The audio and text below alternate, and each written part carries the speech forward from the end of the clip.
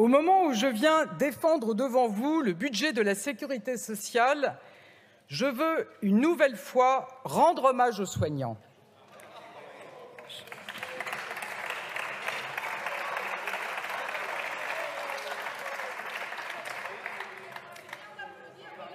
Chaque jour, partout en France, ils sont aux côtés de nos compatriotes fragiles ou malades.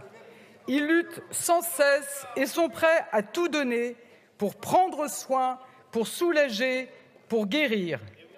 Nous leur devons des moyens à la hauteur de leur engagement. C'est pourquoi le projet de loi de financement de la sécurité sociale augmente le budget de la santé de près de 9 milliards d'euros en 2023. C'est 43 milliards d'euros de plus par rapport à 2019, avant la pandémie. Mais pour la France insoumise et le Rassemblement national, quelle est la réponse pour les soignants, les patients et notre hôpital? La censure. Aujourd'hui, je pense aux personnes âgées en perte d'autonomie et à leurs familles. Nous devons être solidaires avec elles, préparer la transition démographique et offrir à chacun la possibilité de bien vieillir chez soi. C'est pourquoi le projet de loi de financement de la sécurité sociale prévoit d'augmenter le nombre de salariés dans les services à domicile et d'instaurer 2 heures supplémentaires d'accompagnement hebdomadaire. Et pour les aînés en EHPAD, ce texte renforce la présence soignante à leur côté et les moyens de contrôle des établissements.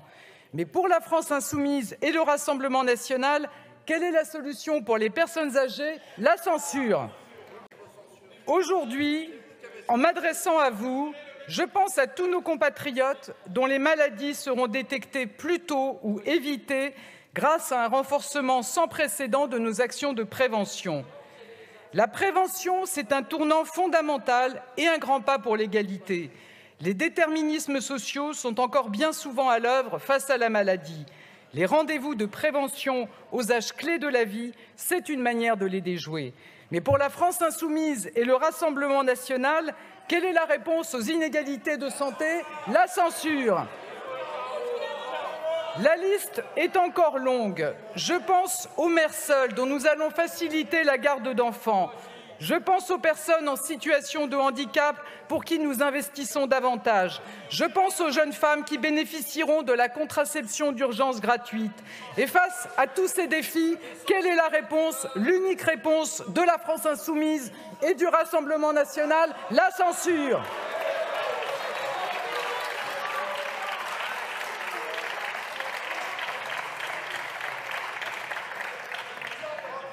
Mesdames et messieurs les députés, si dès son dépôt, le projet de loi de financement de la sécurité sociale proposait de nombreux progrès, vous l'avez profondément amélioré et enrichi. En commission, le travail conjoint et la volonté de co-construction ont permis l'adoption du texte dans son intégralité.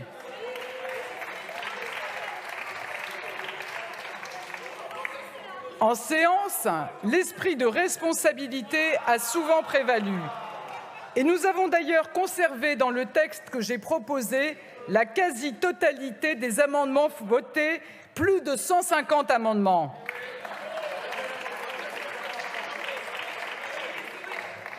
Alors, ce projet de loi de financement de la sécurité sociale montre une fois de plus que le compromis est souhaitable et qu'il est même possible, et que le débat parlementaire, quand il est mené de bonne foi, conduit à des progrès concrets. Nous avons retenu des propositions de la majorité comme des oppositions. Grâce à votre travail, nous allons mieux lutter contre les difficultés d'accès aux soins avec le cumul emploi-retraite pour les médecins, avec un meilleur partage des tâches entre les professionnels de santé, avec un accès simplifié à la complémentaire santé solidaire. Grâce à votre travail, le contenu des rendez-vous de prévention a été précisé selon les priorités que vous avez établies: la santé mentale, la santé des femmes, le cancer, l'activité physique, le repérage des violences sexuelles et sexistes.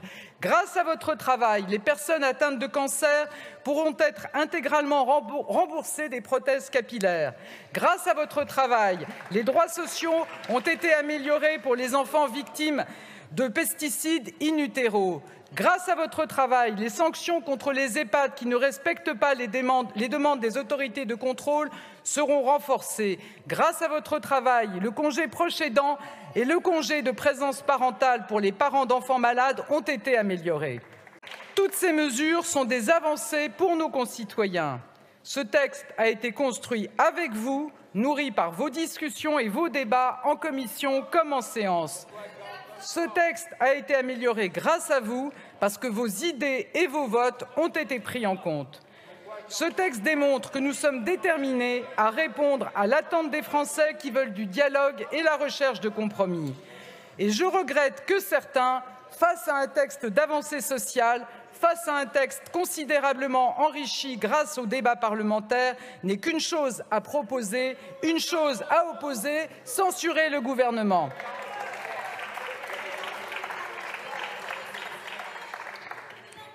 Mesdames et messieurs les députés, comme la semaine dernière sur le projet de loi de finances, 2 motions de censure ont été déposées. Mais aujourd'hui, les signataires diffèrent. Peut-être faut-il y voir le signe que pour plusieurs groupes, la responsabilité et le progrès valent mieux que le blocage du pays. Les 2 orateurs s'arrogent le droit de parler du peuple comme si eux seuls savaient ce que vivent nos concitoyens. Avec condescendance pour leurs collègues parlementaires, c'est une chose, mais condescendance aussi pour les Français eux-mêmes, qu'il est si simple de cataloguer avec une rhétorique éculée et qui, derrière les mots, ne propose aucune solution, si ce n'est la préférence nationale d'un côté et une version anachronique de la lutte des classes de l'autre.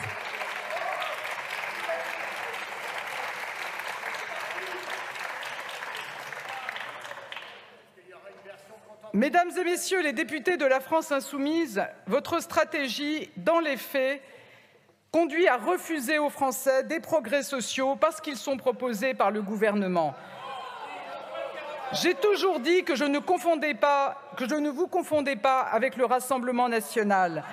Mais quand votre grand leader, à l'extérieur de cet hémicycle, présente sur son blog la méthode pour rendre un texte de censure acceptable sur tous les bancs et fait les comptes sans séparer vos voix et celles de l'extrême droite, je ne peux que constater que vous entretenez la confusion.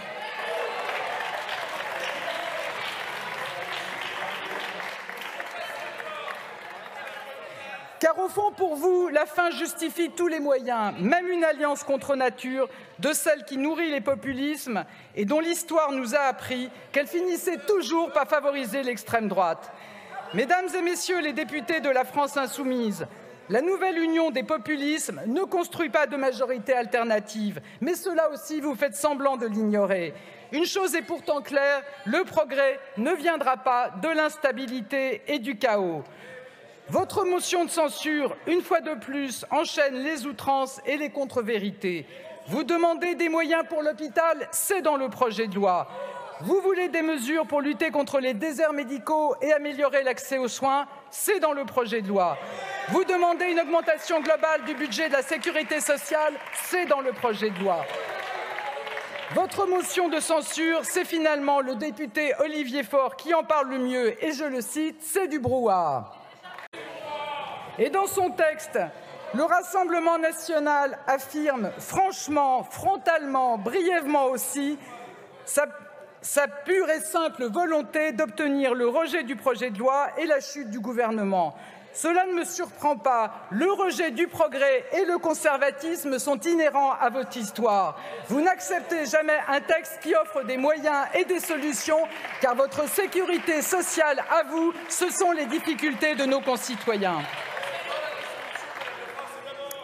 Mesdames et messieurs les députés, dès le départ, les oppositions avaient indiqué qu'elles rejetteraient le projet de loi de financement de la sécurité sociale. Un peu de silence, s'il vous plaît. Pour autant, le projet de loi a été adopté en commission. Pour autant, les débats dans l'hémicycle ont été de qualité. Nos discussions ont été utiles, elles ont nourri le texte. Michel Rocard le disait devant cette Assemblée, le 49.3 permet de conclure un débat, jamais de l'interdire.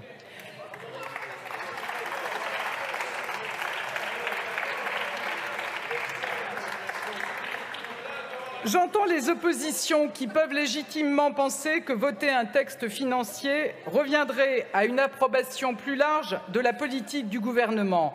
Mais je veux retenir que sur ce texte, nous n'avons pas été loin d'un accord, pas loin de répondre à l'attente des Français, construire des compromis sans compromission.